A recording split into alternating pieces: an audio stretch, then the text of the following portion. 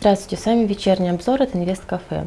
Российские индексы торгуются в зеленой зоне. На 18:00 индекс МВБ торгуется в отметке в 1348,8 пунктов, прибавляет 0,27%. Индекс РТС увеличивается на 1,2% и находится в отметке в 1191 пункт. Европейские площадки находятся в зеленой зоне. Во второй половине дня появились предварительные данные по индексу потребительских цен в Германии за март.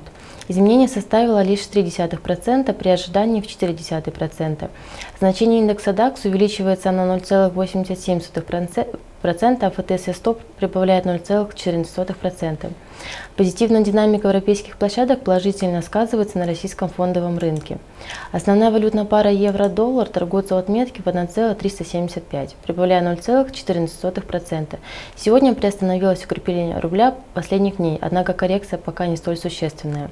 Пара евро-рубль торгуется в отметке в 49 рублей 12 копеек, прибавляя 0,44% в течение дня. Пара доллар-рубль торгуется в отметке в 35 рублей 69 копеек, увеличиваясь на 0,25%. Стоимость черного золота демонстрирует существенный рост и находится на отметке $108,27 за нефть марки Brent, прибавляя 0,40% в течение дня. Текущая динамика стоимости нефти поможет поддержать российский рынок. Я полагаю, что сегодня рынок закроется в зеленой зоне, продолжив отыгрывать позиции, утерянные в течение марта. Поддержку российскому фондовому рынку оказывает, кроме отсутствия негативных новостей по санкциям, повышение стоимости нефти и положительная динамика европейских площадок. Индикатор настроения рынка Инвест-Кафе находится на приподнятом уровне в 6,5 балла. С вами была эксперт от Инвест-Кафе Анастасия. Всем хорошего вечера.